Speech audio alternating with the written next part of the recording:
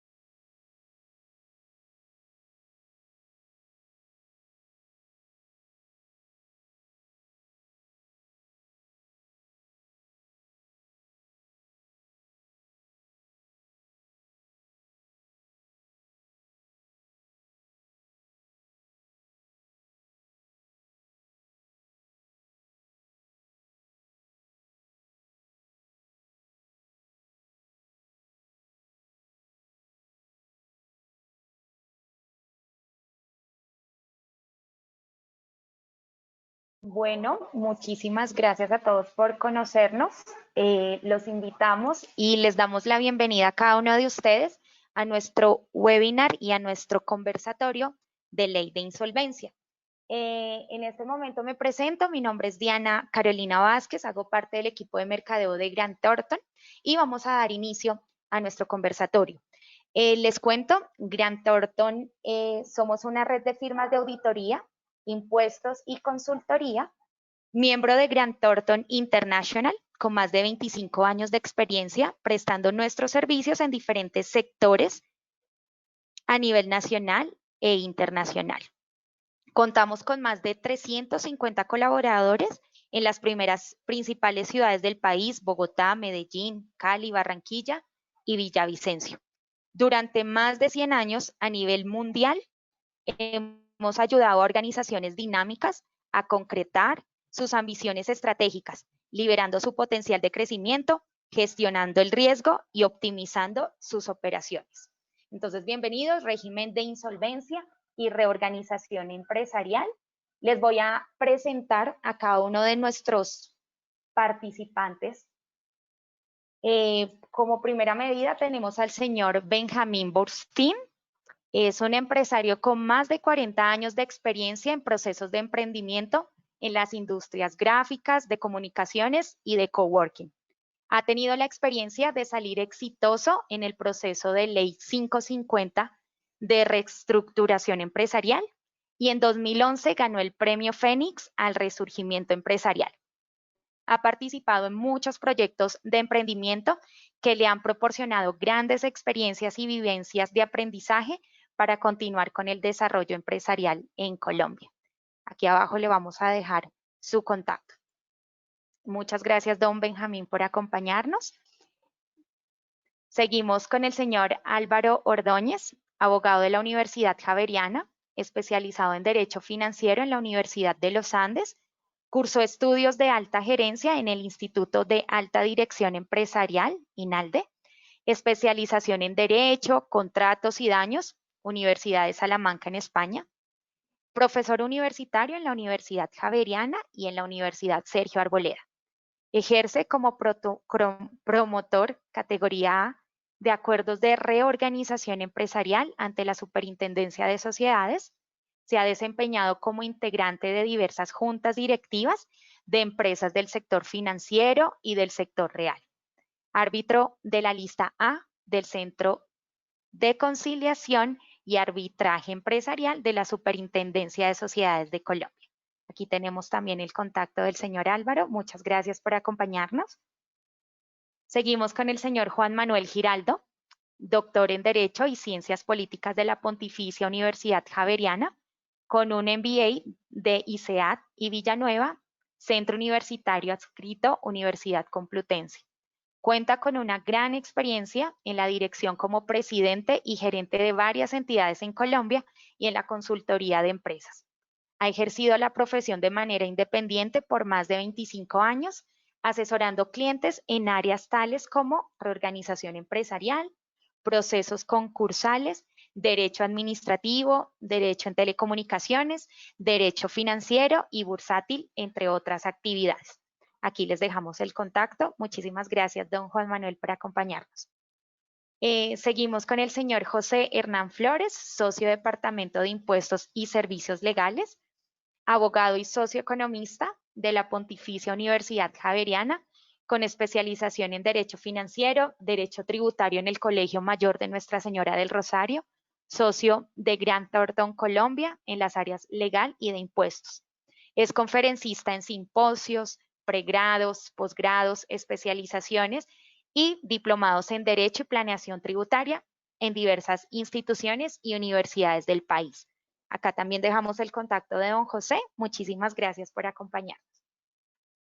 Y en este momento hablamos del señor José de Jesús Hernández, socio director de auditoría y contacto internacional de Grant Thornton Colombia, contador público, titulado de la Universidad de Bogotá, Jorge Tadeo Lozano, con estudios en especialización en impuestos en la misma universidad y en Management Development de la Escuela de Negocios de la Universidad George Washington. socio de Grant Thornton Colombia, profesor instructor de las universidades Jorge Tadeo Lozano Central y en la Universidad del Rosario en Normas Internacionales de Información Financiera NIF, conferencista a nivel nacional de temas relacionados con control interno, gestión de riesgos y auditoría con base en normas internacionales de auditoría. Aquí el contacto de don José. Muchísimas gracias por acompañarnos. En este momento los dejo en compañía de don José Hernández, quien pues va a liderar este proceso. Muchas gracias a todos.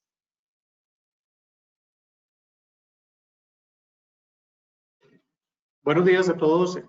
Gracias por estar con nosotros en este reto que como empresarios y profesionales nos hemos querido vincular frente a una situación que nos está afectando a todos en el mundo.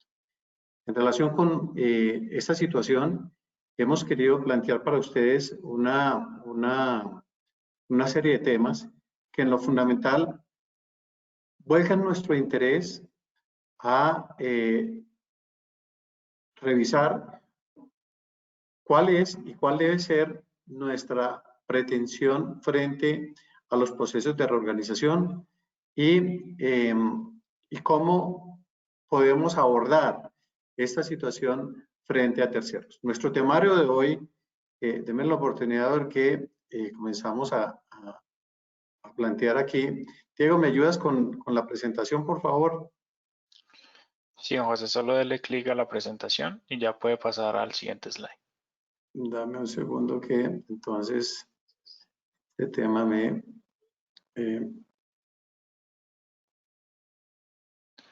Clic sobre la presentación.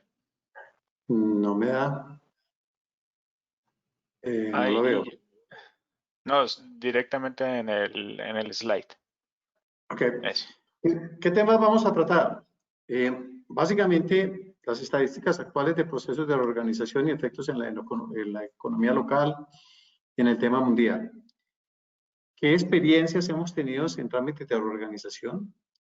Y cómo abordar un proceso de reorganización y qué efectos podemos tener frente a estos procesos, en el aspecto jurídico, en el aspecto financiero, y en el aspecto tributario, y finalmente conclusiones.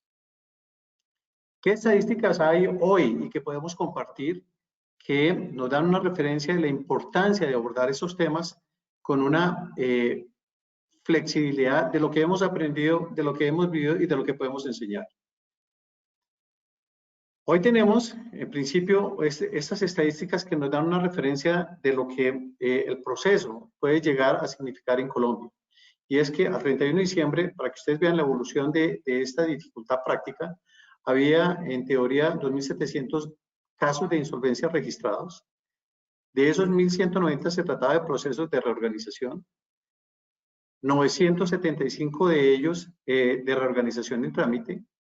Y producto de la crisis, en empresas de mayor tamaño, gran tamaño y pequeñas empresas, había una cuantificación de 2.676 empresas en riesgo. De estas, al mes de agosto había 420 solicitudes de procesos de reorganización. Y al final se cree que de este inventario llegarían a haber aproximadamente, con las estadísticas que estuvimos recientemente el día de ayer, eran aproximadamente 6.000 casos. Luego, si podemos entender entre todos que hay aproximadamente 6.000 casos, que pueden haber de compañías que en la media, hablemos de una media hipotética de 10 empleados, tenemos aproximadamente 5.000 empresas por 10 empleados, tenemos un número importante de personas que estarían sin empleo con problemas potenciales de empleo o con dificultades en términos de poder sopesar lo que es la continuidad de una organización, la oportunidad de generar trabajo y finalmente poder emprender nuevos negocios. En el mundo hoy tenemos una serie de situaciones que nos ubican en qué ha pasado en el tiempo de lo que conocemos. Que tenemos la peor crisis en teoría con la Gran Depresión en 1929. Algunas de estas circunstancias se vuelven repetitivas 100 años después y nos hacen pensar en qué hacer. En Colombia hemos tenido varias crisis que quienes tenemos algo de memoria, podemos acudir a la crisis del año 80 del sector financiero, a la crisis del año 90, la crisis del UPAC en el año 2008, con la crisis de alguna manera y el efecto que produjo la crisis mundial con la caída de las bolsas, especialmente por el problema de las hipotecas en los Estados Unidos. Y hoy, cerrando 2020, tenemos una crisis que nos ha cubierto todo el año, que ha involucrado muchísimas personas, todos los países del mundo, con una serie de medidas que involucran necesariamente personas y a raíz de las personas enfermedades, contagios y demás. Pero como esto afecta a las personas y afecta las compañías, necesitamos abordar el tema de frente, sin medirnos en términos de que hay una realidad y una dificultad práctica. Como ustedes conocen, hoy tenemos una reducción muy importante en términos del Producto Interno Bruto, que da un significado de cómo las economías se han contraído, de cómo las economías potencialmente para este y el siguiente año se van a seguir contrayendo dependiendo de la reacción de este virus y cómo en Colombia no vamos a hacer la excepción. Estadísticas de cómo en los Estados Unidos la contracción puede llegar a un 4 o 5%, es decir, un menor valor del Producto Interno Bruto, en México hasta el 10%, en la zona euro del 7.9%, en Brasil del 6.5%, en India del 10.2%, en China, que tienen una tasa de crecimiento del Producto Interno Bruto normalmente en los últimos años del 10%, están llegando solamente al 1,8%, y nuestro país no está ajeno a esta situación. ¿Qué es lo que proyecta el gobierno en relación con la caída del Producto Interno Bruto? Y es la generación de valor en términos de la capacidad que hay para generar bienestar, salud, educación, inversión. Tenemos una proyección de la caída del Producto Interno Bruto del 5.5%. ¿Qué hemos tenido en términos de lo que es la economía desde el inicio de la pandemia? Hemos tenido indudablemente una reducción importante de las actividades comerciales, industriales y de servicios. ¿Cuáles se han visto afectadas? En este cuadro, al lado derecho, ustedes pueden encontrar cómo se ha venido reactivando la economía desde el mes de abril, y esa reducción del 31% del mes de abril, que es la época pico de la pandemia, al 31 de agosto, ha significado ya una reactivación del 91%. Pero en estos 4 o 5 o 6 meses que llevamos de pandemia, hay unos efectos devastadores en la generación de empleo. Generación de empleo que hoy está cuantificada en el 20, 21 o 22%, y eso significa que aproximadamente 4 o 5 millones de familias hoy tienen una dificultad para poder subsistir. Tenemos de alguna manera una realidad que el país debe percibir, y es que la única manera de poder generar empleo es activar, reactivar y creer en la iniciativa del empresario, y que hoy en la práctica quienes tengan alguna dificultad de poder reiniciar esa labor de generación de empleo, esa generación de ingreso para las familias, son potencialmente aquellos que hoy nos debemos juntar para generar ese valor agregado para miles y miles de familias que requieren obtener ingresos para tomar un sustento en el día a día. Para esto vamos a comenzar con temas muy importantes, sabiendo que este reto no es la primera vez que Colombia lo afronta. Tenemos experiencias exitosas, muy exitosas, de aquellos que han podido salir adelante. Entonces voy a darle la palabra a mis colegas de la mesa para poder compartir con ellos y compartir con ustedes una realidad que tenemos que afrontar, y es que sí somos capaces de salir adelante. Don Benjamín, cuénteme, y cada uno de ustedes, Juan Manuel, Álvaro, y cuéntenos esas experiencias que han sido exitosas a hoy y que nos puede dar un aliento muy importante para hacer empresa, seguir haciendo empresa o tomar decisiones de generación de empleo. Pues, Don Benjamín. buenos días a todo el mundo. Gracias por estar aquí con nosotros. Les voy a contar mi experiencia personal. En el año 2005 entramos en la empresa Secones en reestructuración, en la ley 550, y experiencias que les puedo contar es que en ese proceso de reestructuración logramos, aunque el promotor no estuvo de acuerdo y votó porque la empresa no era viable, los demás, los bancos, los proveedores y todo votaron y creyeron en nosotros y nos dieron 15 años para reestructurarnos, pero en el año, eso fue en el 2005, en el 2000, 5 años después, en el 2010, salimos de la ley 550, negociamos con los bancos, negociamos con los proveedores se portaron súper bien, realmente nos acompañaron, inclusive aunque no tenían que darnos crédito porque teníamos que pagar desde cortado, nos acompañaron, estoy hablando de proveedores del exterior, de Japón, de China, de Israel, nos acompañaron y logramos salir de la ley, negociamos con todos los bancos sus acreencias, entonces tuvimos esos votos para poder realmente, no los votos, sino realmente liquidamos nuestros activos y logramos sortear la situación. Y en el año 2011 nos dieron, porque salimos 10 años antes de la ley, nos dieron el premio Ave Fénix.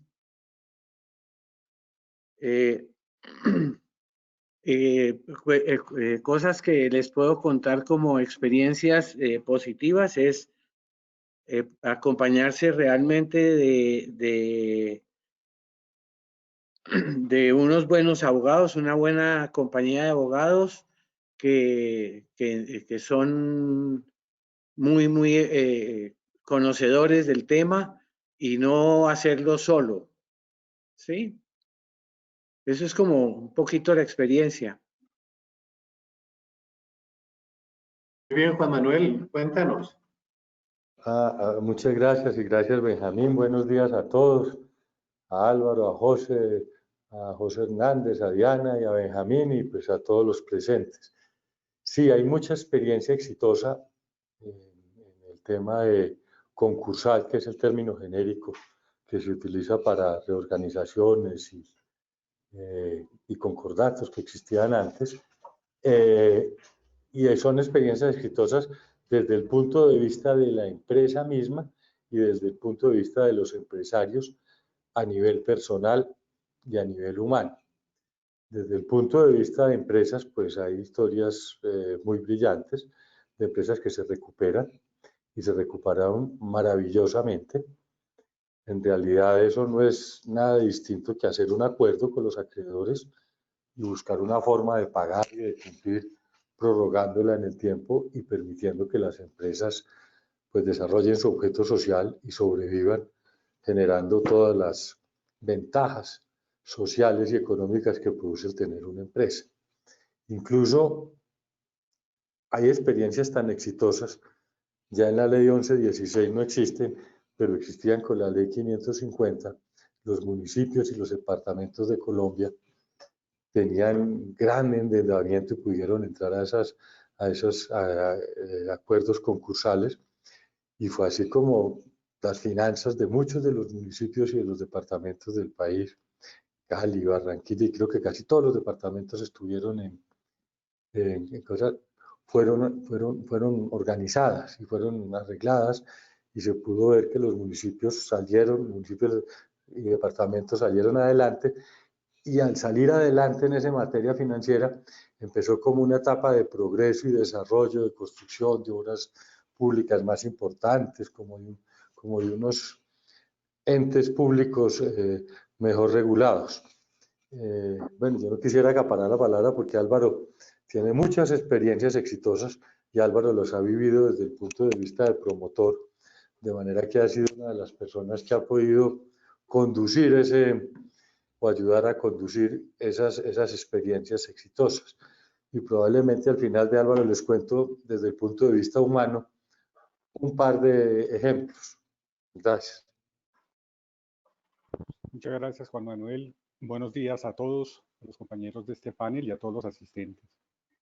Sí, efectivamente, he participado desde cuando se creó la Ley 550 y entró en vigencia el 1 de enero del año 2000, es decir, 20 años atrás, para mitigar los efectos de la crisis muy grande de 1998 y el 99. Y he participado en mi calidad de promotor designado por la Superintendencia de Sociedades en muchos procesos y también en mi calidad de asesor de compañía. Yo creo que y puedo dar fe, digamos, de la gran mayoría procesos exitosos en las reorganizaciones. Compañías que ya cumplieron sus acuerdos, por ejemplo, los que fueron firmados en el año 2000, 2001, hace mucho tiempo ya terminaron de pagar todo su pasivo, compañías que quedaron fortalecidas patrimonialmente, que aprendieron a manejarse, digamos, sin unos endeudamientos exagerados, con unas buenas relaciones con la banca y con los proveedores, con procesos también muy exitosos dentro del contexto de la 1116. Sectores económicos, hemos manejado empresas de la agroindustria, manufactureros, servicios y también, por ejemplo, empresas del sector de oil and gas, que a raíz de la crisis relativamente reciente de hace unos 4 o 5 años de los precios del petróleo, sobre todo las compañías de servicios petroleros entraron en crisis importante. Reestructuramos también muchas de esas compañías a través o bien de mecanismos de acuerdos privados con la banca, pero también a través de reorganizaciones de ley 1116 y hoy día son compañías que actúan en el mercado de manera exitosa. Por supuesto que algunas de las compañías de las cuales he sido promotor o asesor también han ido a liquidación.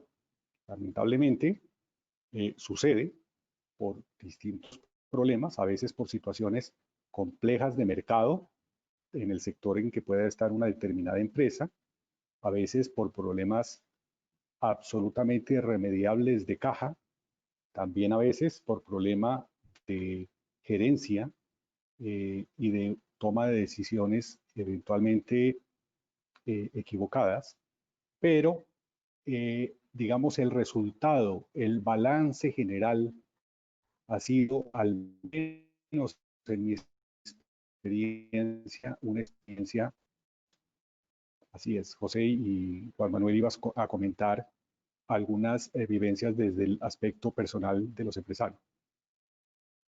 Sí, Álvaro, muchas gracias. Mire que, pues ya con los años de experiencia y mirando las cosas, no necesariamente cuando no se logra un acuerdo y se va a una liquidación, hay un fracaso. Curiosamente, pues uno lo vería así. Y he visto dos casos que me han llamado la atención. Hubo uno en que definitivamente la empresa no era viable y todos los acreedores en el momento del acuerdo dijeron, no, la empresa no es viable, liquídela. Incluso hasta hicieron rebajas, hicieron cosas pues a favor del deudor que había sido un gran empresario por muchos años y que la crisis pues lo había golpeado. Y la empresa se fue a liquidación. Y ese empresario quedó muy bravo, muy dolido, muy sentido de que se quedó sin empresa. Pasaron unos años y apareció el empresario a buscar. Y venía muy contento con su señora y uno de los hijos. Resulta que tomó la base de datos de la empresa que estaba liquidando y reconstruyó una nueva empresa. Y tienen una empresa maravillosa en el sector de alimentos que atiende panaderías y todo ese tipo de cosas. El señor tenía, el empresario tenía en la base de datos cerca de 3.000 clientes, buscó esos 3.000 clientes, montó otra empresa y tiene una compañía exitosísima los proveedores siguen siendo los mismos que le dieron esas condiciones. Entonces, pues sí, desde el punto de vista de la empresa, esa empresa pues se acabó, pero surgió un nuevo emprendimiento, una nueva empresa en unas condiciones diferentes y más sabias. Eso es desde el punto de vista del empresario. Y he visto otras de unas familias que cuando ocurren las crisis, sobre todo en las empresas familiares, una empresa en crisis es un problema muy serio y es un problema que trasciende más allá del empresarial y se vuelve un problema personal y se vuelve un problema hasta de salud, de estabilidad emocional de la gente. Y era una empresa familiar exitosa de varias generaciones que se acabó, pero curiosamente todos los que estaban manejando la empresa y quedaban eso, después de que liquidaron la empresa, quedaron siendo las personas más felices. Algunos trabajan dentro del mismo sector y organizaron emprendimientos más pequeños. La vida de esas personas se reorganizó también, y vale la pena utilizar el término reorganización, gracias a un proceso ordenado y estructurado que está previsto en la ley. Ellos arrancaron con una ley de reestructuración que fracasó, entre comillas, pero que probablemente y que les dio una oportunidad de restablecer y organizar la vida de una manera diferente a las personas que estaban sufriendo mucho en esas condiciones. Esos son el tipo de experiencias exitosas que desde lo humano también es importante resaltar. Juan Manuel, muchas gracias. Yo creo que, a mí, Juan Manuel, Álvaro, gracias. Yo creo que en esto tenemos, en esta primera parte hay una conclusión muy importante. Vale la pena intentarlo, vale la pena, a pesar del fracaso, volver a intentarlo, porque hay manera de seguir adelante, pero fundamentalmente generando empleo. Creo que ese es un primer mensaje de ustedes y les agradecemos inmensamente porque esta actitud, esta experiencia, y lo que queremos proyectar es que sí podemos generar empleo en Colombia. Un segundo tema que nos quisiéramos, en los cuales ubicar, es, ya entrándonos en materia, es ¿por qué pueden fallar los procesos de reorganización empresarial? Si quieres tú, Juan Manuel, sigues o Benjamín, que creo que esa experiencia es muy reciente para usted. Pues cuando tuvimos la ley 550 en el 2005, realmente haber podido tener acuerdos previos con los bancos, con los acreedores, con los proveedores, nos ayudó muchísimo. Haber contratado una asesoría con una empresa de abogados también con vasta experiencia también nos ayudó muchísimo, sí, y es por donde realmente fallan los acuerdos, donde uno previamente tiene que, antes de ir a la súper, tratar de organizar con los acreedores, sobre todo los financieros, sí, hacer acuerdos para que lo acompañen a uno y lograr votos positivos, sí, y no como en el caso nuestro que hasta el promotor dijo esto no es viable, pero logramos con todos los otros acreedores que el voto positivo. Eso puede ser una de las razones. La otra es que en la proyección futura no logren o tengan problemas de caja, sí, que es el problema más grave ahí. La fortuna nuestra fue haber tenido suficiente patrimonio para haber negociado con los bancos, cosa que no todas las empresas tienen una caja o un patrimonio que puedan liquidar para poderlo hacer. Sí, Juan, Retomo si quieres, José. dale, adelante, Álvaro. Creo que uno de los aspectos más importantes y como un mensaje a quienes nos escuchan, muchos por supuesto, empresarios o ejecutivos de empresas, es los procesos de reorganización no solamente instrumentos para alargar las tasas de interés en los créditos a las personas que las compañías les deben. Esa es una parte de lo que se puede lograr en una reorganización empresarial, pero es insuficiente. Por lo tanto, el empresario también tiene que tomar conciencia que un proceso de reorganización es un mecanismo legal que permite, entre otras, y le exige al empresario tomar unas medidas de reorganización interna en la parte operacional, en la parte administrativa, en todos otros aspectos que la compañía a veces necesita también reordenarse, reorganizarse.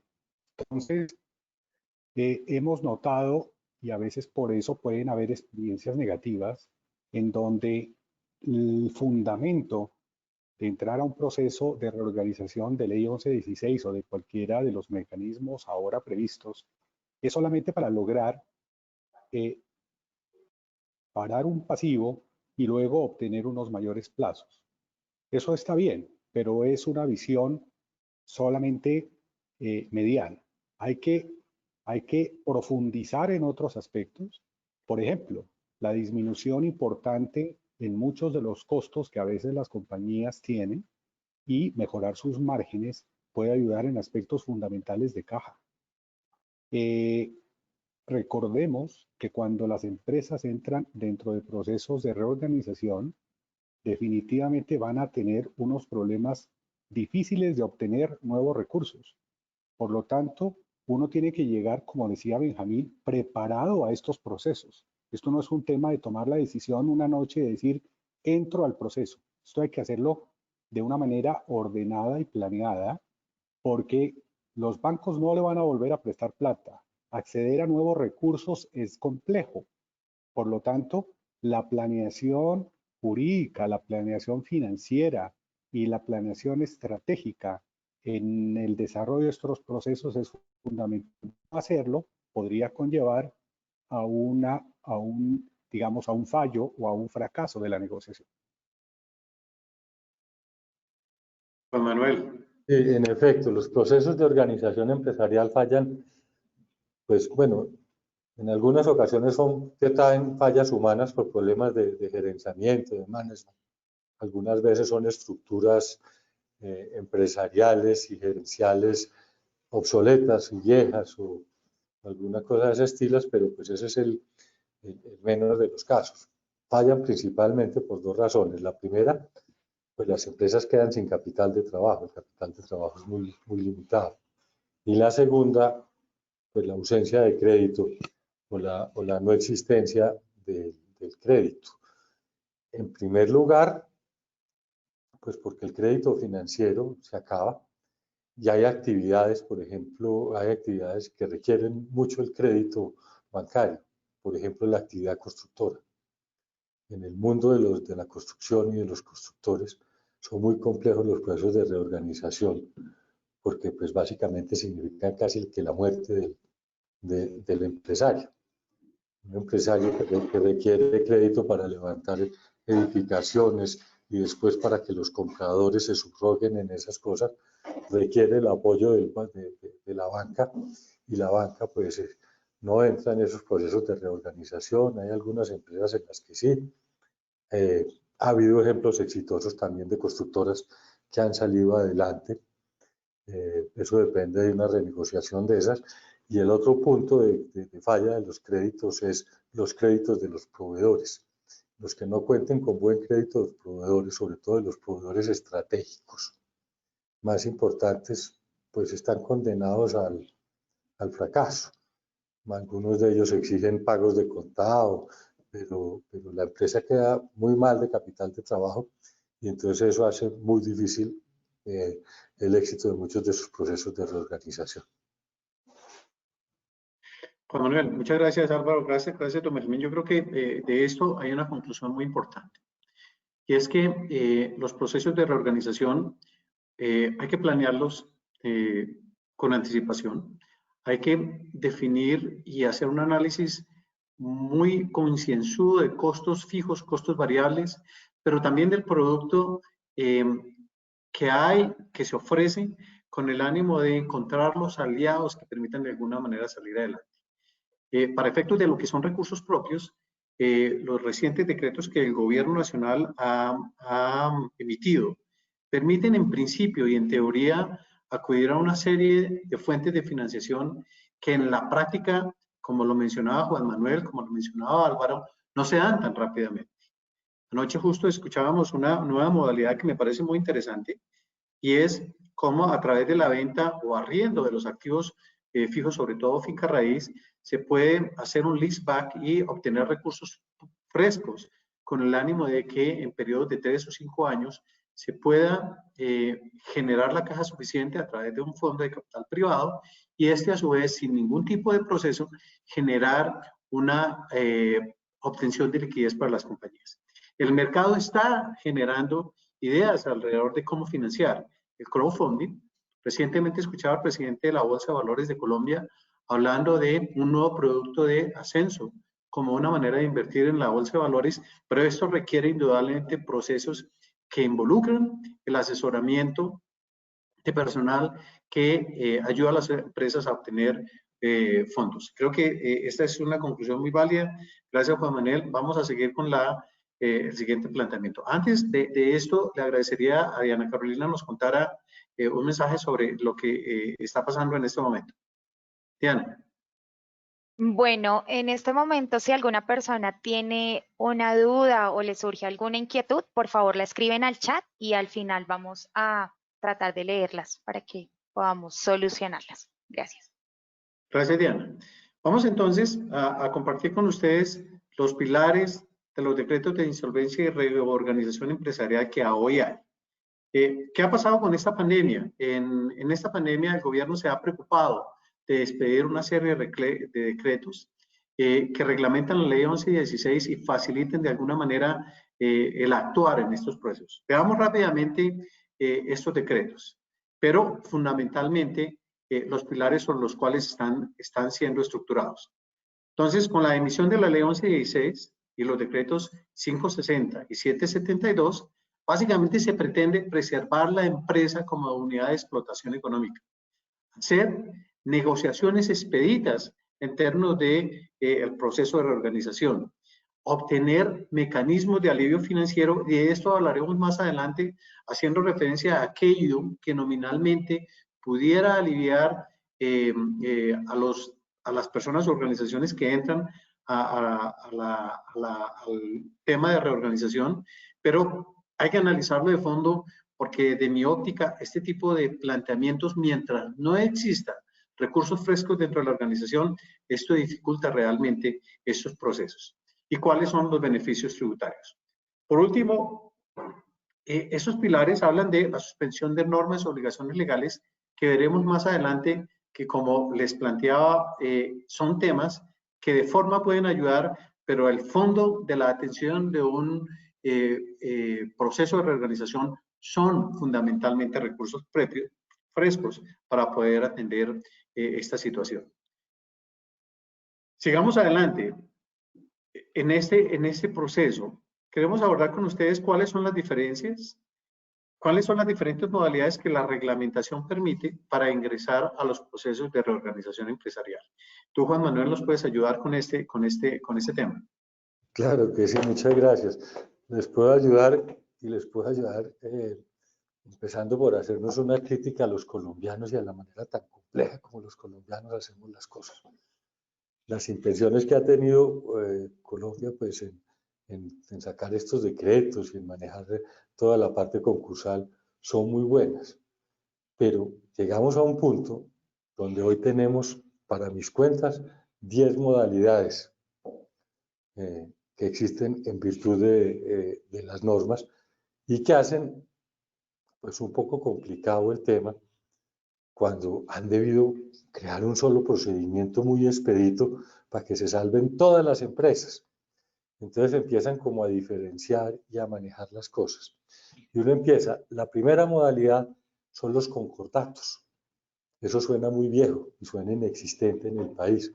Resulta que todavía hay concordatos de empresas haciéndose y hay de comerciantes funcionando. Lo menciono porque incluso las empresas que están en concordatos tienen redención. Al amparo de esas normas y al amparo de las normas nuevas, y me pasó no hace mucho, una empresa que estaba en liquidación bajo el amparo de esas normas de concordato y liquidaciones de la ley 222, la devolvimos y logramos hacer un acuerdo de reestructuración bajo las nuevas normas y la empresa y el comerciante se redimió y sigue funcionando perfectamente. Están los regímenes que trae la ley 1116 para comerciantes, personas naturales y jurídicas, para patrimonios autónomos afectos a realización de actividades empresariales. Tienen acuerdos de reorganización dentro del proceso de liquidación, que era lo que les mencionaba, que uno podía traer el empresario en liquidación y volverlo a reorganizar. Y está un tema muy interesante, que son los acuerdos extrajudiciales de reorganización y validación judicial. ¿En qué consisten esos? En que se hacen unos acuerdos similares a los acuerdos de reestructuración por fuera del tema judicial, de la reglamentación, y se traen para que el juez del concurso, que sería la superintendencia en caso de ser sociedades, valide esos acuerdos. Eso ha sido muy usado y es muy interesante, sobre todo con el sector financiero, porque les permite manejar el tema de provisiones y castigos de créditos de una manera un poco diferente. Hay otro régimen especial que es el del decreto ley 560 del 2020, producido exclusivamente para empresas afectadas por causas que motivaron la declaratoria del estado de emergencia. Entonces, ya empiezan como a diferenciar las que están por otras causas distintas y las que van por las causas de los estados de emergencia. Y dentro de ese mismo decreto fijaron otro procedimiento adicional y otra cosa más expedita que se llama la negociación de emergencia. Y hay otro régimen que está previsto en el decreto ley 772 del 2020 para procesos de reorganización abreviada para pequeñas insolvencias, que se trata de empresas con activos inferiores a 5.000 salarios mínimos legales mensuales vigentes.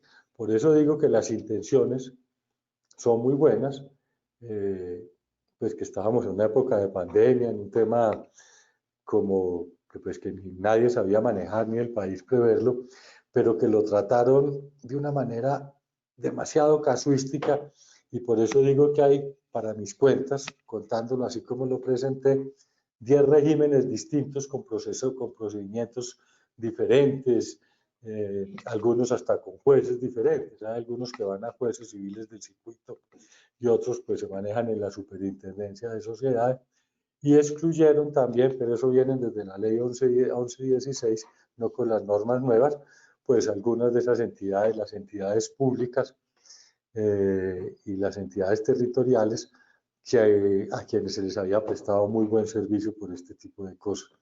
Entonces, pues hay, para mis cuentas, 10 regímenes diferentes o modalidades de reglamentación del tema concursal, que es más amplio pues que hablar de reorganización empresarial. Juan Manuel, una pregunta alrededor de esta que resulta en 10 posibilidades, y sin que esto nos ocupe, sabemos que estas 10 posibilidades nos van a ocupar seguramente 20 conversatorios más. Pero para ser prácticos, podemos de alguna manera insinuar cuál de estas en principio es el mejor camino, o tú consideras que cada cual debe ponerse la camisa que le toca. Pues es que, a ver, es que es muy difícil seleccionar el mejor camino. Álvaro tiene muy buena experiencia sobre ese tema, pero es que a veces no hay que seleccionar el camino, sino que está dado por los supuestos de las normas. No sé, Álvaro, ¿tú qué piensas? Sí, es Juan Manuel. Yo comparto tu visión de la buena intención del gobierno y de la superintendencia, que fue la gran promotora de estos decretos extraordinarios a raíz de la emergencia económica y social, pero finalmente no dejan de ser instrumentos demasiado procesales, con nuestro enfoque siempre legalista de la solución de todos los problemas. La reorganización empresarial, el trasfondo son problemas financieros, son problemas económicos de las compañías y de los negocios, los cuales no se pueden solamente solucionar creando más normas y más vías procesales. Creo que eso confunde, enreda las cosas para los empresarios y para todo el mundo. Yo estoy de acuerdo en que deberíamos hacer el esfuerzo de tratar de unificar los regímenes para que las compañías puedan, en un momento dado, acudir a las organizaciones de manera similar. Entonces, la pregunta de José, pues obviamente es muy pertinente, porque teniendo tantos regímenes o tantas vías, tantos instrumentos distintos, el empresario puede decir, bueno, ¿yo por dónde me voy? La respuesta, creo yo, es todo depende de la situación particular de cada compañía. Por ejemplo, para las compañías del tamaño de menos de 5.000 salarios mínimos legales mensuales vigentes, que da más o menos compañías de activos de alrededor de 4.000 y pico de millones, pues ya no van a tener opción distinta a la de acudir al régimen abreviado previsto en el decreto 772. Para estas compañías ya no hay alternativa. Ya la norma es imperativa en decir, compañías de ese tamaño, las pequeñas insolvencias, tienen que ir al régimen abreviado del 772. ¿Y qué quiere decir eso en la práctica? Que es un régimen que está previsto para desarrollarse en solo 3 meses. Si en 3 meses no se logra un acuerdo del empresario, sus dueños y sus acreedores, la compañía irá a liquidación. Y las liquidaciones de esas compañías menores en sus activos a 5.000 salarios mínimos legales mensuales también tendrán un régimen de liquidación abreviado que no podrá exceder de 3 meses. Entonces, para ir separando temas, tenemos que compañías de ese tamaño ya no tienen opción distinta y al proceso del previsto en el nuevo decreto 772. Pero acordémonos que estos decretos extraordinarios emitidos por el gobierno nacional son decretos cuya vigencia tiene solamente 2 años. Es decir, el 560 fue expedido en abril de este año, su vigencia será hasta abril del 2022, y el 772 irá de junio de este año a junio del 2022. Mientras esa norma esté vigente por estos 2 años, todas estas compañías pequeñas tendrán que ir a un régimen abreviado de reorganización que solo tarda 3 meses. Muy bien. Para las demás compañías de tamaño medio y grande, se abren la gran gama de posibilidades que tú mencionabas. Entonces, se podrá ir a una 1116 tradicional, como la conocemos y como se venía dando a raíz de la 1116, procesos que se están tardando en promedio alrededor de 3 años en la Superintendencia de Sociedades hasta llegar a confirmar el acuerdo de reorganización. Esos procesos siguen vigentes, siguen en pie, y el empresario puede tenerlo. Me voy por el método tradicional de la 1116. El decreto 560 trae 2 mecanismos distintos para compañías, llamémoslo así, medianas y grandes, porque ya dijimos que las pequeñas quedaron sometidas a otro régimen. Para estas compañías pueden ir al mecanismo de las negociaciones de emergencia, que son una mezcla de desjudicialización en principio del proceso de reorganización, porque permite que se desarrolle todo el proceso de negociación entre el empresario y sus acreedores y se lleve a la Superintendencia de Sociedades para que confirme el acuerdo. Estos procesos tienen solo 3 meses de duración también y se vuelve pues muy complejo en una empresa grande, digamos, lograr estos acuerdos. En nuestra experiencia hasta ahora, en asesoría de distintos clientes, nuestros propios clientes han tomado la opción de abandonar este mecanismo porque consideran que prefieren un sistema tradicional que acudir a un mecanismo de solo 3 meses que prevé las negociaciones de emergencia del decreto 570. Y está también los mecanismos de negociaciones especiales ante las cámaras de comercio que prevé el decreto 560. Es un mecanismo también con un tinte mucho menos procesalista, con la ayuda de un mediador de la correspondiente Cámara de Comercio, también con un término muy corto, 3 meses como plazo máximo para adoptar un acuerdo.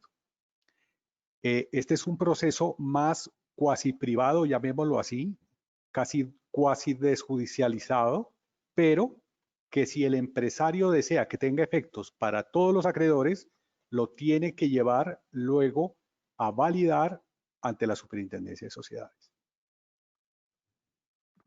Decir cuál de estos mecanismos puede ser en un momento dado el adecuado es muy complejo, José, porque dependerá de la situación particular de cada compañía, de la visión que tengan los asesores jurídicos y financieros de un empresario de poder guiar la reorganización de manera adecuada. Insisto, pues, en que quedaron muchas opciones y que será un papel muy importante de los asesores poder, digamos, recomendar los caminos más convenientes que le puedan servir al empresario que está en crisis. Álvaro, muchas gracias. Yo creo que hemos ilustrado suficientemente a todas las personas que están de alguna manera escuchándonos, porque hay alternativas, hay manera de hacerlos con una definición que pudiera ser complejo el asunto, pero hay una gran recomendación y es asesórese bien y salga adelante. Sigamos adelante con nuestro conversatorio para precisar qué asuntos y cuál es la modalidad a ser tenida en cuenta en los procesos de reorganización, el aspecto jurídico y el aspecto financiero. Yo creo que este tema lo hemos ya abordado suficientemente y en la parte jurídica tú, Álvaro, nos has planteado lo mismo que Juan Manuel, y hay una parte financiera que por supuesto va a depender necesariamente de toda la estructuración fundamentalmente de los flujos de caja. En esta parte, nuestra experiencia nos dice que la entrada a un proceso de reorganización requiere una planeación financiera muy, muy detallada para poder de verdad atender todos estos compromisos que requieren la operación y el cumplimiento de obligaciones a futuro. Mi experiencia es que en esta parte, usualmente las compañías que entran a procesos de reorganización no necesariamente tienen claro la visión de costos fijos, costos variables, rentabilidad, rentabilidad marginal que pueden obtener de las operaciones, y esto hace que haya algunas dificultades. Los procesos exitosos que yo conozco han previsto un análisis muy detallado de la operación, partiendo desde sus propios costos fijos, propios costos variables, la identificación y análisis de producto para identificar los márgenes que se generan o por el contrario, la reinvención de nuevos productos o sencillamente la eliminación de productos que no son rentables y que demandan de la operación una gran cantidad de recursos. Luego, en esta parte me gustaría, Juan Manuel, y Álvaro o Benjamín, que nos dijeran si hay algo adicional en la parte financiera que pudieran ustedes hacernos caer en cuenta en esta parte. Me parece importante de pronto mencionar, José, que para ser admitido a cualquier proceso de reorganización ante la Superintendencia de Sociedades, obviamente hay que adjuntar toda una serie de documentos y de información valiosa para el conocimiento de los acreedores y valioso para el conocimiento del juez del concurso, es decir, la superintendencia.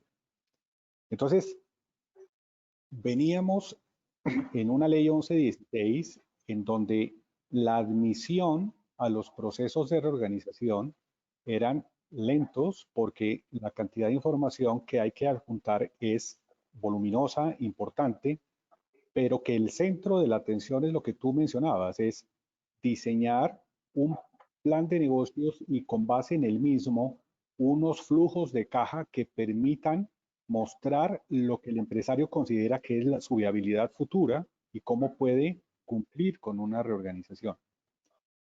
Hoy en día, con estos decretos extraordinarios, el 560 y el 772, permiten que las admisiones sean mucho más rápidas por cuanto las mismas normas prevén que la superintendencia no hará una auditoría exhaustiva de toda la información que recibe, sino que hará, digamos, un checklist un poco mucho más rápido, más inteligente. De hecho, la superintendencia está manejando hoy en día el lanzamiento de unas modalidades de validación de gran parte de esa información a través de lo que ellos denominan mecanismos de inteligencia artificial, y se va a permitir que las mismas compañías puedan empezar a ingresar a mecanismos de reorganización a través directamente de mecanismos virtuales, facilitando mucho la posibilidad de que las compañías puedan acceder de manera más expedita a los mecanismos de reorganización. Eso que te quería complementar, José. El tema complejo, perdón, el tema financiero complejo, donde el empresario no ha manejado muy bien esas cuentas y donde se les vuelve muy difícil el manejo, es entre el tiempo de presentación de la solicitud del acuerdo de reestructuración bajo cualquiera de las modalidades que existen y el término de admisión del mismo. Eso, la ley había previsto eso para que fuera un mecanismo rápido, expedito, funcionando muy ágilmente. Creo que incluso hasta en la misma ley daban unos términos para aprobarlos que nunca se cumplieron.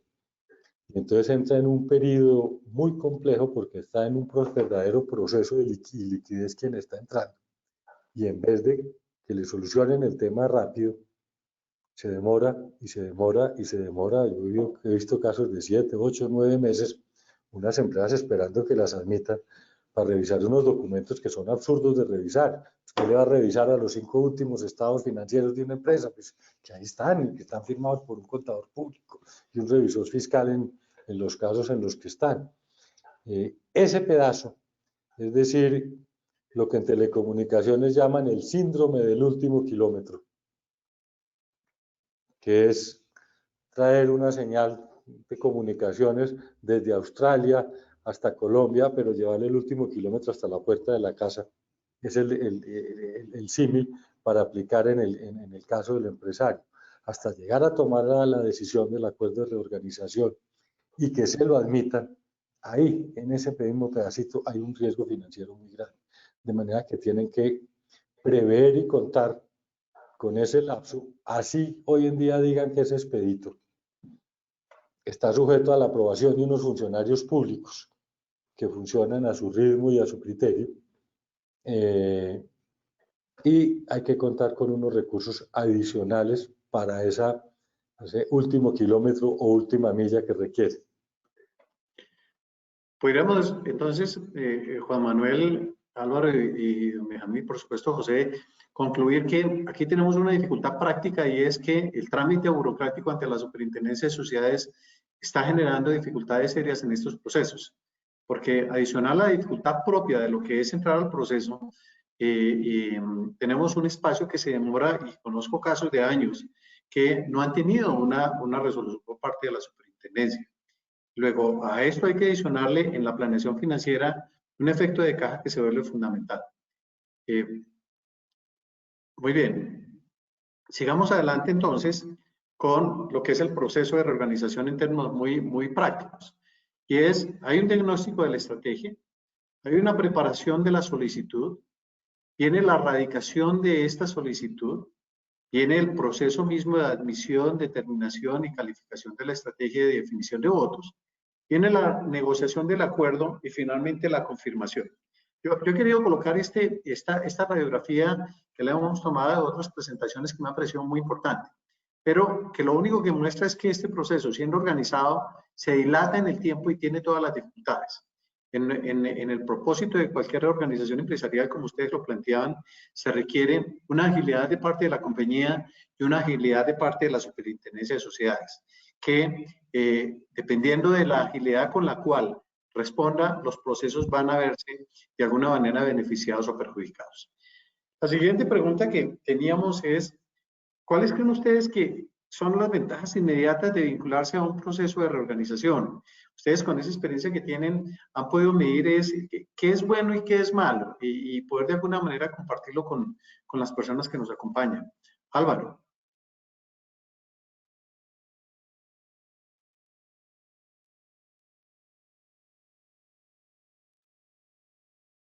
Álvaro.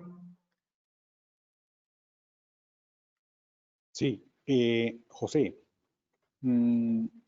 digamos, lo más importante, el efecto más importante e inmediato que tiene el hecho de ser admitido a un proceso de reorganización es congelar el pasivo que hasta ese momento tiene la compañía y obviamente que va a ser el pasivo reestructurable.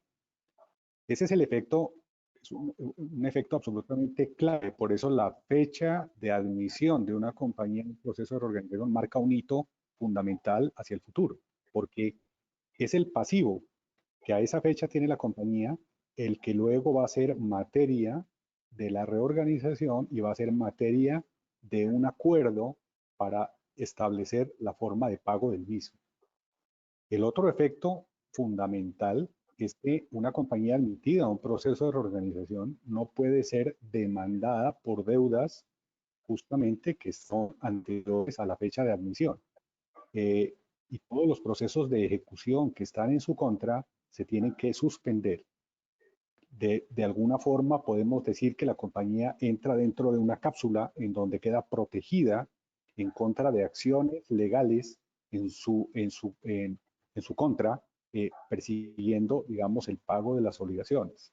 Si no fuese así, sería imposible desarrollar un proceso de reorganización de manera ordenada y esto es fundamental pues para el desarrollo de un proceso en donde va a haber miles de intereses diversos y complejos que hay que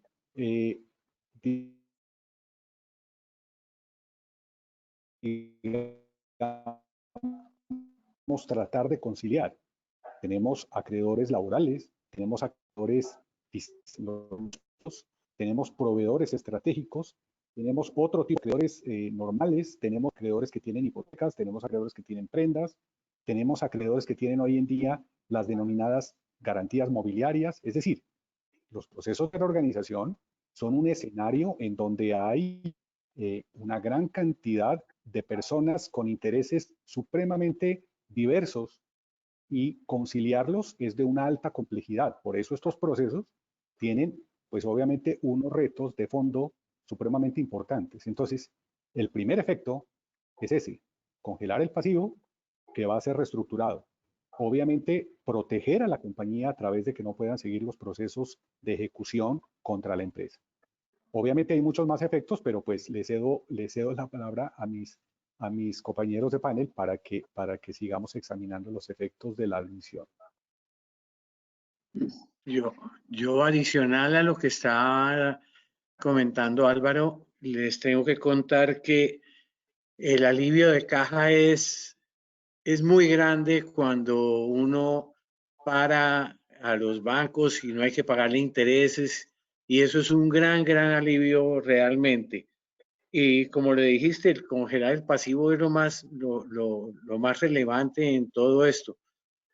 Sí, hay algunas desventajas para para aquellos que hemos servido de aval, porque entonces algunos bancos se van directamente contra los avalistas y no contra la empresa. Eso es más o menos lo que creo que debo adicionar a lo que dijiste, Álvaro. Luego podemos concluir que uno de los temas inmediatos es la suspensión, diría yo, de ese cobro forzoso que hacen los proveedores y fundamentalmente los bancos y terceros, lo que de alguna manera alivia en forma inmediata el tema de la caja. Pero también hay una suspensión de todos los procesos que irían en contra de la compañía, que tenderían a congelar los activos o a sacarlos de lo que es la operación de la compañía. Esto, indudablemente, para las compañías que se proyectan en procesos de reorganización, resulta muy importante y oportuno hacerlo, porque en principio les va a permitir continuar la operación con todos los arreglos de carácter financiero, con todos los arreglos de carácter operativo, con toda la estrategia jurídica para poder plantear y resolver el acuerdo de reorganización con la superintendencia. Juan Manuel, ¿te ibas a comentar algo? En realidad esa congelación de los pasivos que se hace allí, si uno lo mirara de alguna manera, es como una especie de capitalización temporal de la empresa, porque es una forma de decir, mire, este pasivo grandotote que hay aquí, pues no se pague durante un tiempo, aliviese la caja, siga funcionando y empiecen a pagar después de determinada forma, en determinadas condiciones. Entonces ese encapsulamiento del pasivo es la ventaja mayor, como lo señalaba Álvaro hace un momento, sino que yo la asimilo un símil a lo que sería una capitalización momentánea. Mire, por un rato no me pague y págueme de esta manera que usted es capaz. Perfecto. Muy bien, Juan Manuel, muchas gracias. La otra de las preguntas que teníamos es si, y de los cuestionamientos que hacemos normalmente las personas que estamos vinculadas a un proceso de reorganización, y si los bienes de la empresa y de sus dueños se afectan. ¿Cómo es este tema, Juan Manuel? A ver, ese es un tema complejo, es un tema que tiene muchas aristas y que tiene muchas formas de ver. Por supuesto, lo que se persigue dentro de un proceso es mantener la integridad patrimonial de la empresa, y al mantener la integridad patrimonial de la empresa, pues tiene que ver con los bienes de la empresa, ¿sí?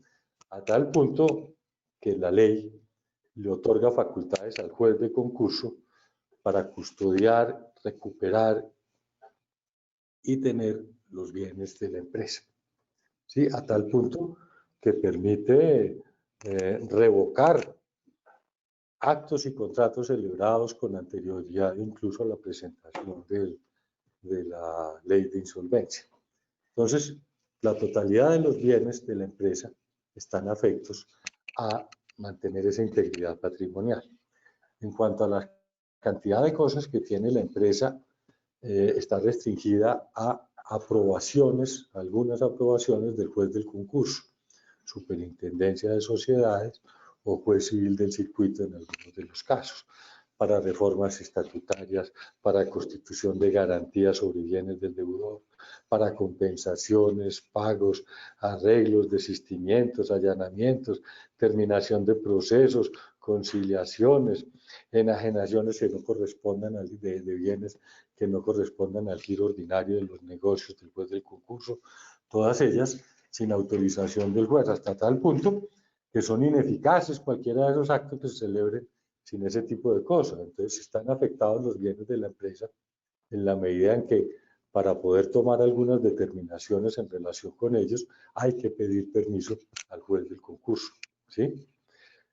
Porque solamente la empresa puede seguir funcionando en lo que tiene que ver con el giro ordinario de los negocios en la cosa. Entonces, una decisión, por ejemplo, de vender la edificación en la cual están el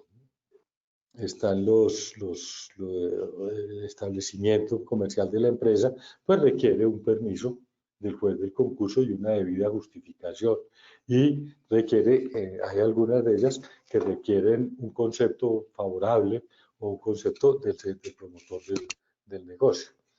Entonces, desde el punto de vista de los bienes de la empresa, pues sí, la empresa puede seguir funcionando, puede seguir desarrollando su objeto social, pero para las disposiciones de muchas de sus cosas requiere de la autorización del juez del concurso. Desde el punto de vista de los dueños de la empresa, hay ciertas cosas.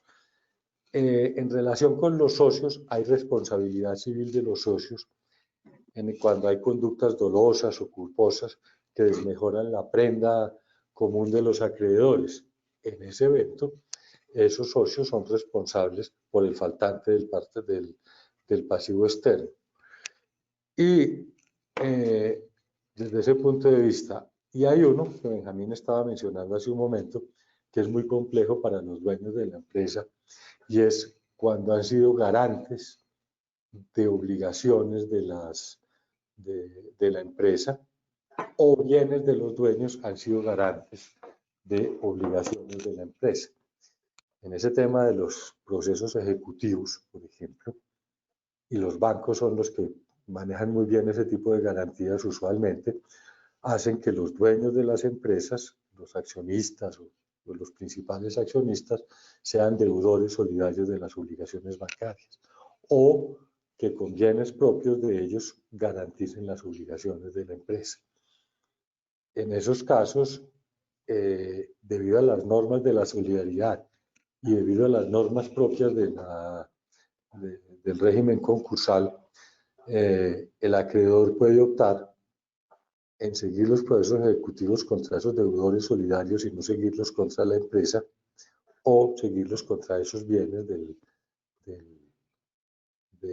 propietario de la empresa. Entonces, en los casos en que han sido garantes, sí los afecta y sí los puede perjudicar, y ese tema de manejar las garantías y los compromisos que tienen los acreedores, que tienen los dueños de la empresa con los acreedores, forma parte del análisis y de la estrategia y del tema de manejar la ley de reestructuración, porque pues no puede como eximir completamente y decir, mire, usted desprenda, entonces usted pague esa obligación y responda con su patrimonio por lo que ha debido responder la empresa.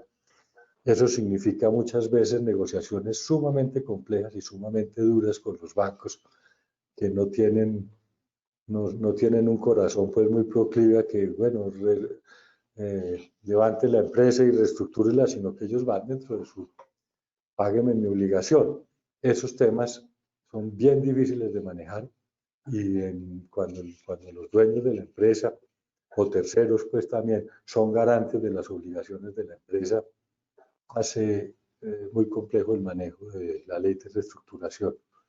Cuando uno tiene unos accionistas mayoritarios que tienen comprometidos buena parte de su patrimonio personal en manejar esos temas, y no son comerciantes, porque cuando son comerciantes pueden entrar también a la ley de insolvencia, que Álvaro ha manejado con cuidado y tiene buena experiencia en aquello de llevar a los dueños de la empresa también a procesos de insolvencia, pero hay casos en que no es así, y eso lo hace muy complicado. Entonces, pues la respuesta sí afecta a los bienes de la empresa y en muchas ocasiones los de sus dueños. Juan Manuel, pudiéramos concluir en relación con esta parte, que es importante confirmar que hay una afectación a los bienes de la compañía y a los bienes de sus garantes, que hace parte de esta planeación el empresario debe considerar, para que no sea una sorpresa, sino por el contrario sea una manera de entender que este proceso es así, se va a afectar, y que por supuesto hará parte de estas responsabilidades que tiene que atender. Álvaro, ¿tú quisieras comentar algo más sobre este tema?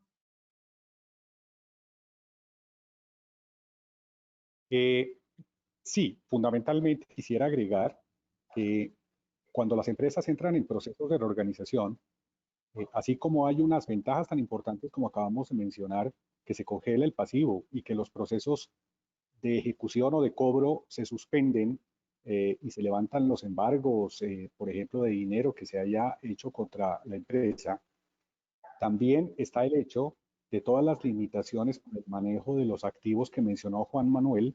En el auto de admisión de una empresa reorganización, la superintendencia ordena el embargo de los bienes porque queda limitada la potestad de vender los activos que son diferentes a los mismos de la operación del día a día de la empresa, ¿correcto? Y otro efecto importante sobre los bienes, para no hablar ahorita del tema de los dueños, que lo podemos ver cuando rápidamente hablemos de los grupos o de la reorganización de grupos empresariales y de sus controlantes. Con respecto a los bienes de la compañía, es importante mencionar que cuando empresas han otorgado garantías mobiliarias sobre activos de la compañía, según la naturaleza de estos bienes, si son necesarios o no para la operación, pueden tener una consecuencia importante dentro del desarrollo de las reorganizaciones. Acordémonos que la ley de garantías mobiliarias permite que si una empresa ha dado bienes en garantía a favor de los acreedores y estos bienes no están afectos a la operación, ese acreedor perfectamente puede salirse de la reorganización y ejecutar la garantía que tiene sobre esos bienes fuera del concurso. Y acordémonos que eso, pues, digamos, tiene ahí un efecto importante sobre bienes de la empresa. Pero es específico para aquellas compañías que han otorgado ya garantías mobiliarias, ¿correcto? Eso, simplemente quería complementar ese aspecto. Lo otro, si quiere, lo miramos cuando hablemos de la reorganización de grupos empresariales. Álvaro, muchas gracias. Juan Manuel, muchas gracias. Siguiente tema que queríamos tratar es ¿qué es la graduación de los créditos y qué efecto tiene para las empresas? Álvaro, ayúdanos con esta y darle continuidad al tema. Bueno, obviamente este es un tema fundamental dentro de las reorganizaciones empresariales, porque cuando hablábamos hace un momento de toda la cantidad de información que hay que presentar a la superintendencia para ser admitido, obviamente un aspecto básico de lo que se presenta es un listado, un inventario de activos y de pasivos. En todos los procesos de reorganización o en todos los procesos concursales en el mundo entero, lo primero que hay que saber es qué tiene y cuánto debe. ¿Qué bienes tiene esa compañía? ¿Cuál es su activo? ¿De qué está compuesto? Y cómo está compuesto el pasivo. Pero además, cómo está compuesto el pasivo por grupos. Acordémonos que en Colombia, como en muchos países, existen unas prelaciones de crédito. Entonces, sabemos perfectamente que los créditos laborales tienen una prelación a todos los demás créditos, igual que los pasivos pensionales. Luego vienen los pasivos de orden fiscal, lo que se debe de impuestos tanto a la DIAN como a los municipios.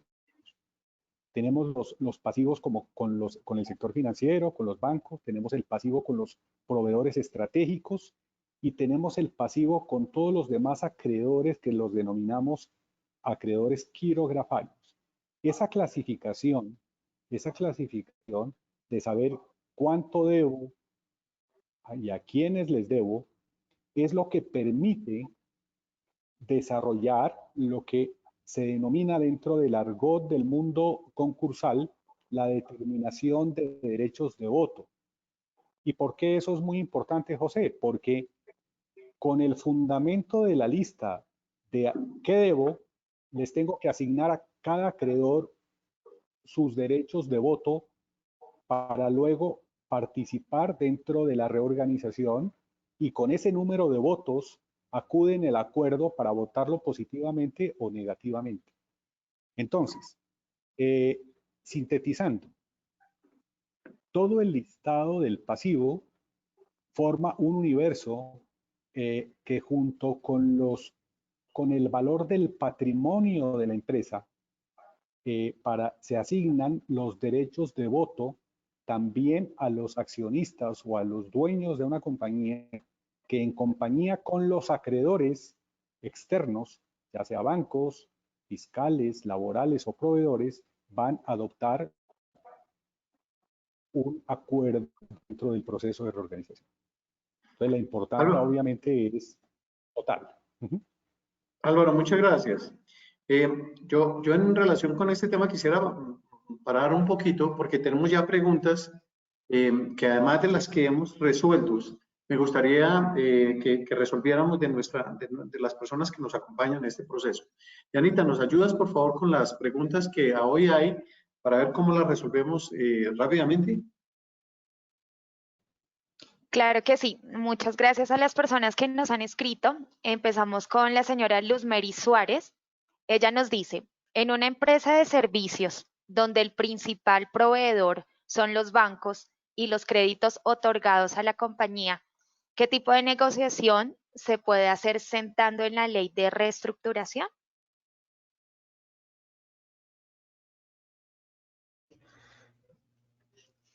A ver si les parece, yo intento y nos vamos complementando allí.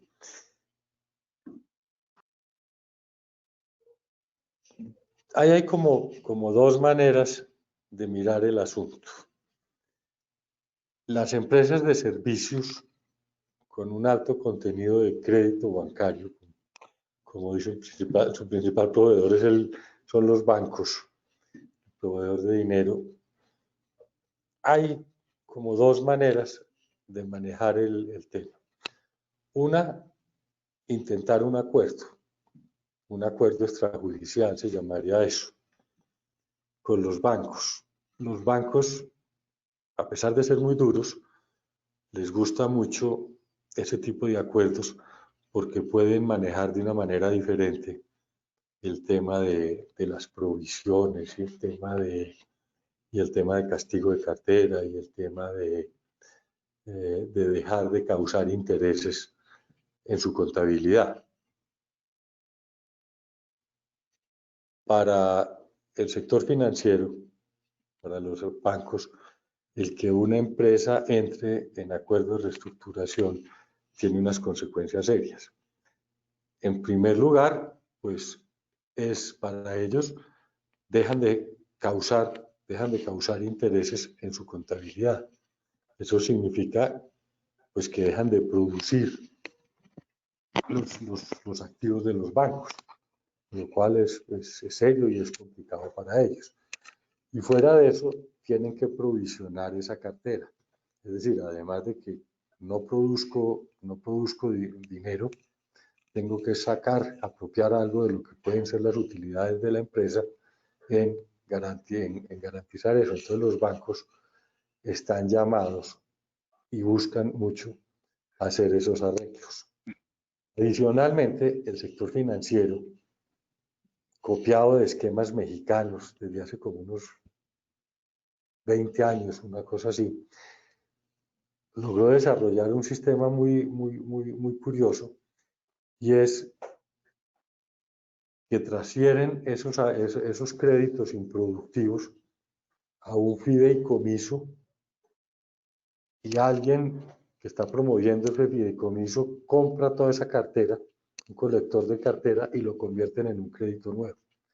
De manera que en muchas ocasiones esos créditos pasan a unos colectores que son que están en una fiducia o están en una sociedad comercial, y ahí se permite una negociación más flexible, y son más flexibles en ese tipo de negociación. Por eso hablo de intentar primero un tema de esos.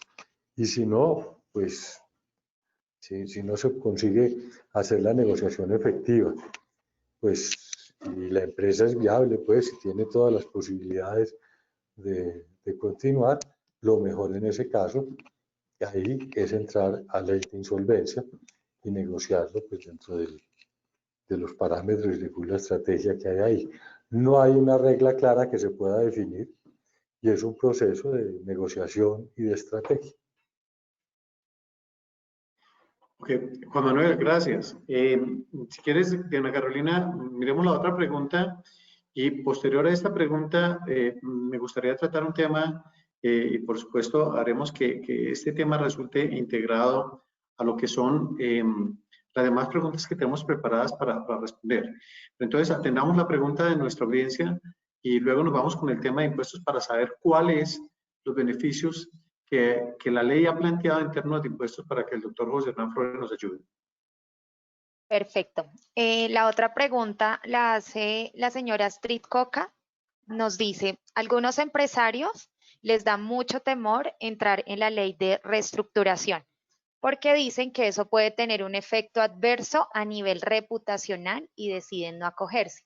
¿Qué opinan ustedes sobre esta posición de un empresario? Bueno, esto me gustaría contestarlo si me permiten. Por favor, Álvaro. Efectivamente, así es. Generalmente los empresarios antes de tomar la decisión le dan muchas vueltas al asunto, les preocupa muchísimo, digamos, la opinión que de entrar a una ley de reorganización puedan tener sus clientes, puedan tener, digamos, sus propios acreedores, sus proveedores, en fin, todos los que interactúan generalmente con las compañías. Lo primero que hay que decir es, esto es un instrumento legal. Reorganizarse es una facultad y una potestad de cualquier empresario. La ley concursal existe en Colombia y existe en el mundo entero en Occidente. Estamos viendo cómo grandes compañías entran a sus procesos de reorganización a través del capítulo 11 en los Estados Unidos. Vemos en este momento que se están modernizando las leyes concursales en Europa, en todo el resto de América. ¿Por qué? Porque así como se expidieron decretos extraordinarios en Colombia a raíz de la emergencia social y económica, como esta pandemia ha afectado al mundo entero, todo el mundo está modernizando las posibilidades de ley para reorganizarse. Por lo tanto, lo primero que yo le contestaría es, se entiende perfectamente que el empresario sienta alguna aprensión de entrar a un proceso de reorganización por el tema reputacional. Pero lo primero que hay que decir es que como instrumento legal que es perfectamente legítimo y estar en una crisis empresarial no tiene por qué ni avergonzar a nadie ni entender que está haciendo algo inadecuado. El enojo de un acreedor cuando no recibe su pago por lo que se le está debiendo no significa que el empresario no pueda acudir a un mecanismo que está previsto en la ley y que lo hace por un bien superior, que es mantener el negocio, mantener la empresa y mantener el empleo, lo cual está por encima, digamos, de la percepción que pueda tener un cliente de que está en un momento dado recibiendo un servicio de una empresa que está bajo reorganización. La reorganización, por lo tanto, es un mecanismo legal absolutamente legítimo e importante y, como lo dijimos al principio de esta charla, ha permitido a muchísimas compañías salir adelante y hoy en día estar en perfecto funcionamiento y manteniendo el empleo y generando riqueza. Álvaro, gracias. Yo, en relación con este tema, le invito a don Benjamín, cuéntenos un poco de esa experiencia de cómo lo ven los proveedores, cómo lo ven los bancos. Pues los proveedores son los que más se quejan. Los bancos ya están acostumbrados y eso le da la oportunidad a uno realmente a sentar a todos los bancos en la misma mesa, porque uno trata previamente de negociar con los bancos, pero son negociaciones a muy corto plazo y en unas condiciones inviables. El entrar al proceso de reorganización realmente le abre a uno esas puertas. Y realmente, como dice la persona que hizo la pregunta, sí, uno teme por qué van a decir, pero realmente es la mejor manera de sacar la empresa a flote si tiene viabilidad. Don Benjamín, gracias. Yo creo que este tema nos pasa como quienes tenemos hoy COVID y de alguna manera sentimos que nos da pena pues que nos tilden de enfermos frente a una situación normal. Luego, creo que la respuesta de Álvaro y Benjamín Bustin es, oiga señores, este es un tema normal como tener COVID por algún accidente de la vida que hay que superar y sabemos que es superable. Yo quisiera pedirle el favor a José Hernán que nos contara este proceso de reorganización. ¿Qué temas hay que considerar? Porque la ley los prevé, pero ¿qué adicionalmente es necesario tener en cuenta desde el punto de vista impositivo, José Hernán? Bueno, sí, bueno, muchas gracias. Pues básicamente, agilizando un poquito el tema, por cuestiones de tiempo, resumir un poquito lo que sería en la práctica, más que ponernos a hacer un listado de todos los preventas o oficios o situaciones que se hacen para solventar un poquito esta situación desde el punto de vista tributario.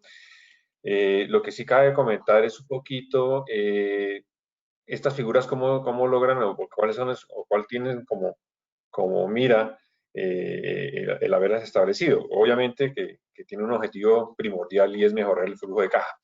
Y eso es lo que he estado oyendo, pues realmente dentro de la experiencia que han tenido quienes están encargados de este tipo de procesos, que es pues la información, es la situación que busca no solamente desde el punto de vista bancario, acreedores, sino un socio que todos tenemos, que es el fisco nacional y local, que pueda también hacer parte de este proceso y también tener un empuje.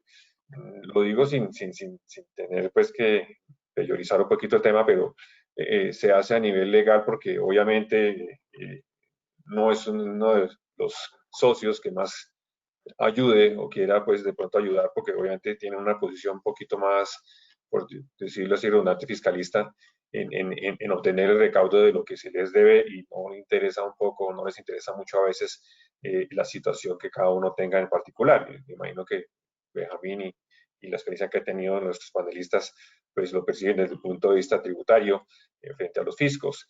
En eso, pues, mirando un poquito lo que ha tenido la ley 1116 en el pasado, que ha sido la figura que se ha tenido, que se han establecido, han perdido algunas importancias. Me refiero, por ejemplo, a la posibilidad de no tener renta presuntiva, por ejemplo, durante una vigencia de 3 años, que bajo la nueva regulación se extiende otro año adicional como beneficio concurrente con el decreto 560 y 772 por un año adicional en el 2020. Si alguien venía con estos 3 años y saltó o viene con este esquema, pues tendría un año adicional. Pero en mi concepto, pues ha perdido un poquito de relevancia, pues porque ustedes saben, la renta presuntiva ahorita también viene bajando y tiende a desaparecer, a no ser que con este tema del COVID la revivan. Pero afecta básicamente a las empresas cuya estructuración financiera de ingresos y renta neta pues no supere ese porcentaje de renta presuntiva que puede ser base de imposición, en la medida en que ese patrimonio y esa presuntiva sea mayor que su posición financiera y fiscal sea mayor que esta posición, pues sí tiene un esquema, una ventaja. Devoluciones de impuestos, dice pues, las normas de tiempo atrás que se permite la devolución de las retenciones que se le hayan dado, porque es uno de los factores en los cuales afecta el flujo de caja. Luego es importante que permita esta devolución, lo tienen establecido las normas. Hay que mirar desde el punto de vista empresarial cuál es la mejor medida para hacerlo, porque ustedes saben que pedir devoluciones al fisco no es de las cosas gratas que se pueden tener como trámites. La experiencia, inclusive sin tener que estar en ley de insolvencia, es un tema un poco azaroso de llevar. Yendo un poquito a las nuevas regulaciones, resumiendo para hacer rápido el tema, la misma norma, y lo recordamos entre los panelistas, es que se puede solicitar entrar en el acuerdo aún se tengan retenciones debidas, pero habría 2 circunstancias a tener en cuenta. Una vez se entre esto, no pueden confirmar dicho acuerdo hasta que no se logren pagar. Y eso tiene un trasfondo todavía desde el punto de vista tributario mayor. Y es que acuérdense ustedes que la retención de las fuentes no pagadas tienen la figura de la ineficacia. Y esto resulta ser mucho más costoso que cualquier otra situación de financiación o de endeudamiento, porque la ineficacia de las retenciones no solo se está viendo esas retenciones que se consideran, inclusive tienen un efecto penal, sino que al establecer que las retenciones o las declaraciones no pagadas son ineficaces, una sanción de extemporaneidad que es del 5% mensual, eso es un cobro grandísimo, esa sanción de extemporaneidad de 5% mensual sobre ese flujo de caja que no se ha pagado en las declaraciones, fuera de los intereses de mora sobre esas mismas retenciones, pues lleva a que el empresario que quiere entrar en insolvencia y que sabe que puede entrar sin tener al día sus retenciones y luego las va a cancelar para poder firmar y confirmar dicho acuerdo, pues es desde el punto de vista financiero costosísimo, porque se deben las retenciones 5% mensual de extemporaneidad pleno, porque no hay ventajas de reducción, salvo algunas consideraciones, más los intereses, pues me parece que es mejor que lo estudien antes de entrar, tener eso solventado en la mejor medida posible por las consecuencias fiscales que ello tienen. También llamo la atención en cuanto a que he hecho el tema o se establece dentro de la nueva regulación que se les establecerá una retención o se les elimina, digamos, las retenciones en la fuente que mejora el flujo de caja, o sea, los proveedores, los clientes no tendrán que hacer retención en la fuente y el mismo empresario insolvente no requiere hacer las famosas autorretenciones del impuesto hasta el diciembre del 2020. Es un tema temporal dado por la situación de la pandemia.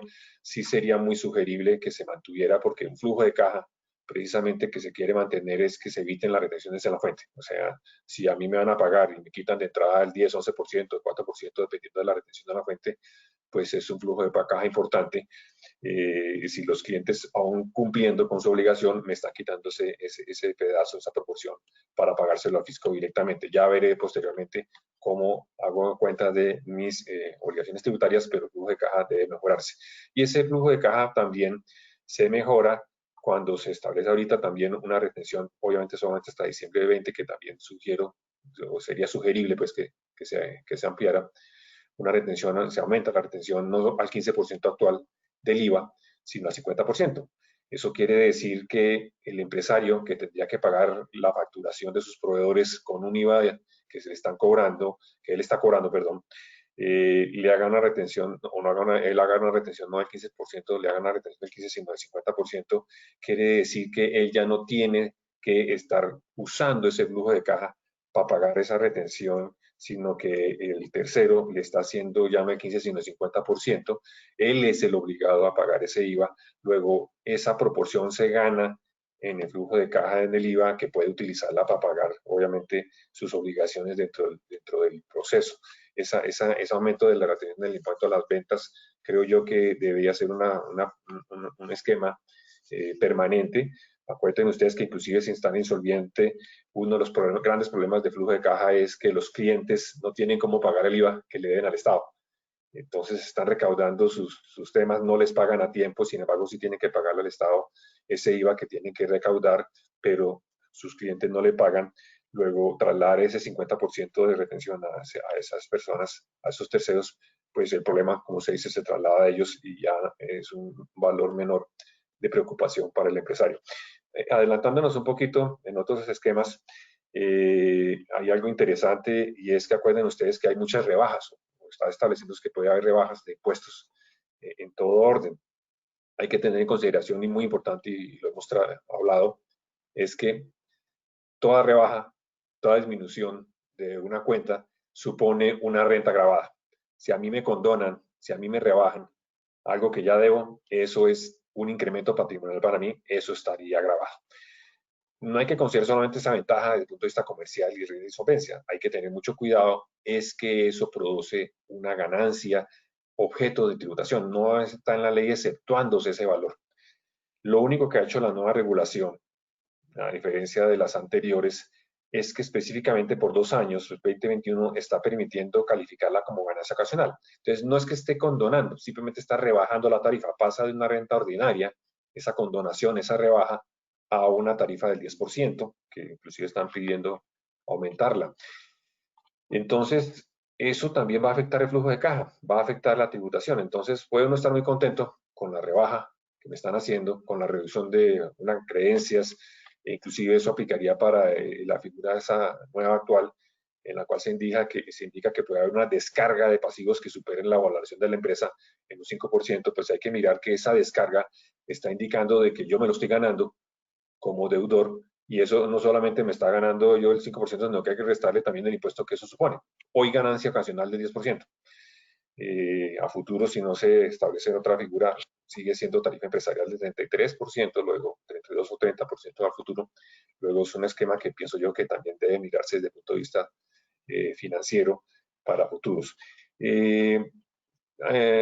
Importante también de pronto mencionar que a diferencia de lo que pasa en el régimen general de las sociedades, es que si yo tengo pérdidas fiscales, pérdidas en ganancias ocasionales, o sea, pérdidas ocasionales, a diferencia de las demás sociedades, pueden compensarla con las ganancias ocasionales. O sea, si en la misma vigencia yo tengo pérdidas y ganancias, sería bueno una planeación de poder vender esos bienes que producen ganancia con los que tienen pérdidas ocasionales en la misma vigencia, porque hoy la norma me permite compensarlas, cosa que en la regulación general no se permite.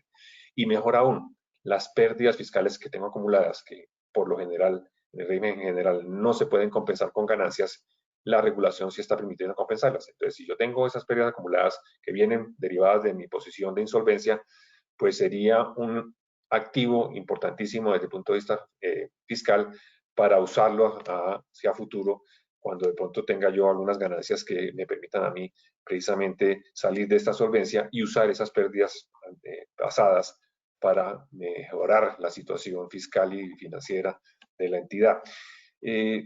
Eso, pues digo yo, estoy resumiendo en la práctica lo que yo supongo mejora la capacidad de las personas. Hay muchas figuras adicionales, unas que son, como se dice, saludos a la bandera, como decir que ahora y los fiscos y la DIAN y los fiscos locales podrán conceder rebajas de impuestos, sanciones, intereses. Habrá otras figuras como esas, pero que realmente no se ven a práctica. Inclusive un concepto general de la DIAN por hoy está diciendo que no es posible para la DIAN hacer concesiones en impuestos, de pronto en sanciones y en intereses, pero en impuestos, y está la sentencia de exequibilidad sobre el artículo 500, el decreto 560, en la cual está precisamente, no la conocemos en su texto completo, pero está precisamente poniendo una restricción en ese aspecto.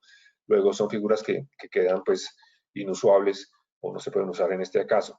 Y rebajas un fisco es muy parecido a lo que mencionaban ahorita frente a los bancos. Lo veo uno difícil. Entonces es mejor utilizar estas otras figuras que buscan la negociación, que de pronto pueden ser truncadas en su esfuerzo. No sé la experiencia que tengan mis compañeros panelistas, pero desde el punto de vista de la negociación en un acuerdo, una facilidad de pago, lo veo uno con frecuencia. Son muy difíciles, y más aún si le van a decir que lo que quieren es condonarle, no darle un acuerdo de pago, sino condonarle, pues son temas que se ven a largo plazo impracticables. Bueno, eso era lo que yo quería comentar desde el punto de vista de las figuras, beneficios o puntos a considerar desde el punto de vista tributario. Lo hice muy rápido por cuestiones de tiempo para darle paso pronto a las preguntas. No sé si alguno de los panelistas tienen alguna inquietud o adicionar algún comentario frente a estas figuras que he tratado de concretar frente a cualquier otra que tengan. Dime. José, muchas gracias. Yo creo que lo voy a invitar y desafortunadamente este tema, como lo preveíamos al comienzo, puede demorar horas y horas. Yo creo que para efectos meramente prácticos, vamos a tener cada uno de nosotros 2 minutos para dar conclusiones sobre los temas que en la experiencia nuestra nos deben proyectar a hacer las cosas y creer en este proceso. Yo sé que hay temas que por supuesto habíamos previsto, van a preguntar, son muy importantes. Me gustaría que en este minuto, 2 minutos, los pudiéramos plantear rápidamente. Después de esto, vamos a tener ya sus conclusiones y vamos a atender algunas preguntas del auditorio, que tenemos bastantes preguntas. Entonces, yo comenzaría con usted, Benjamín. Cuéntenos un poco la conclusión que tiene este proceso, y para eso tenemos 1 minuto, 2 minutos máximos. Ok, más que o sea, es una recomendación que le voy a dar a las empresas o personas que están pensando en entrar a ley de reestructuración, que no lo duden ni un minuto. Si ven que arreglos directos con la banca, que es la que más aprieta, no vean posibilidad, que no le tengan miedo, no le teman y se asesoren muy, muy, muy bien. Y mucha suerte. Muchas gracias. Muchas gracias. Juan Manuel. Gracias. Mi recomendación es la siguiente. Primero, no tengan un temor a la reputación. Como Álvaro lo afirmaba ahorita, este es un proyecto reglado, es un derecho que tienen los empresarios, es una manera de manejar los negocios y de arreglarlos. En segundo lugar, que es un proceso que se maneja de la mano entre la empresa y los asesores y tiene que ser muy, muy, muy estratégico en el manejo. Es un proceso al que hay que vincular el área financiera de la empresa completamente, donde el contador, la contabilidad de la empresa toma una importancia relevante, porque lo que hay en la contabilidad es lo que hay. Es una contabilidad que tiene que estar muy bien llevada, muy sincerada, muy de acuerdo a las normas. Contabilidades que tengan problemas de ese tipo,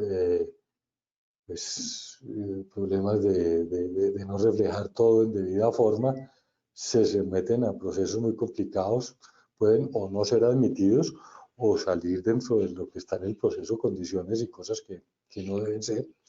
Entonces es un proceso que desde mi experiencia y lo que digo, se inicia desde la contabilidad misma en el que deben estar vinculados tanto contadores como revisores fiscales, como toda la parte directiva de la empresa en lo que viene para ello. Y hay también hacia las áreas comerciales un proceso que hay que hacer bien importante de capacitación y de entrenamiento, que se sepa qué es lo que están haciendo, porque esa parte comercial es la que tiene que salir a informarle a nuestros clientes que no es que nos estamos acabando, que no se acabó la empresa, que se está reestructurando, que no estamos pues utilizando un término que hoy en día es coloquial y que hasta hace unos años era legal, que no estamos en quiebra, es decir, ni que la empresa va a desaparecer. Entonces es un trabajo empresarial sumamente grande que trasciende lo puramente legal y procedimental de la superintendencia. Juan Manuel, gracias. Álvaro. Pues muchas gracias, José, y a Gran Torto por esta invitación. Es ambicioso, por supuesto, en 2 horas abarcar tantos temas de tal magnitud y complejidad, pero creo que el mensaje fundamental es el de las compañías pueden estar en crisis, pero tienen oportunidades y tienen salidas y tienen mecanismos legales, financieros, jurídicos, para lograr recuperarse y sobrevivir a la crisis especial que estamos atravesando este año o algunas de las dificultades puntuales que pueden tener distintos sectores económicos. En ese orden de ideas, no alcanzamos a mencionar, pero sí lo repito o lo digo en unos segundos, y es que muchas compañías pueden tener, o de los asistentes, ser parte de grupos de empresas que pueden estar en crisis o solo estar en crisis, algunas de ellas, pero otras han servido como garantes o codeudoras. También para eso hay una solución legal y está prevista en la ley. Por lo tanto, ya sea como una sola empresa o como un grupo de empresas de una misma organización o de un grupo, están los mecanismos dados, como lo hemos visto en esta charla, muy variados en distintos plazos, en distintas formas, pero como lo ha repetido ya la experiencia específica de Benjamín y de los que hemos estado en estos temas desde hace tantos años, lo importante es encontrar con un adecuado acompañamiento la manera más, digamos, idónea para hacer la reorganización. Pero es posible y es perfectamente legítimo y viable. Muy bien, Juan Manuel, Álvaro, Benjamín, José, Diana Carolina, a todos ustedes, muchas gracias por vincularse a este proceso. Hubiéramos querido atender absolutamente todas las preguntas que hay. Les pido sinceras excusas. Lo que voy a hacer sí para ustedes es la presentación, el compendio completo de la presentación que teníamos y con la cual preparamos este conversatorio. Se lo vamos a hacer llegar a los correos que ustedes nos han enviado. Esperamos de verdad que este conversatorio nos anime a seguir insistiendo y a pedalear con algo que sí podemos hacer. Somos capaces de afrontar dificultades como las que hemos afrontado en esta pandemia y que nos hace pensar de que la posibilidad de generar empleo, de generar oportunidades para las familias en Colombia es posible y hay caminos de hacerlo. Finalmente, a todos ustedes, muchas gracias. Queremos, en relación con las conclusiones, pedirle a Diana Carolina que nos dé algunas de las conclusiones que hemos tenido rápidamente. Bueno, primero que todo, y replicar lo que dice don José, muchísimas gracias a todos los que nos acompañaron, invitarlos a seguirlos en todas las redes sociales Grant Thornton Colombia. Y bueno, voy a dar 3 conclusiones. Inicialmente, vale la pena intentarlo, a pesar del fracaso, hay que seguir adelante y generar empleo. Y sí podemos generar empleo en Colombia.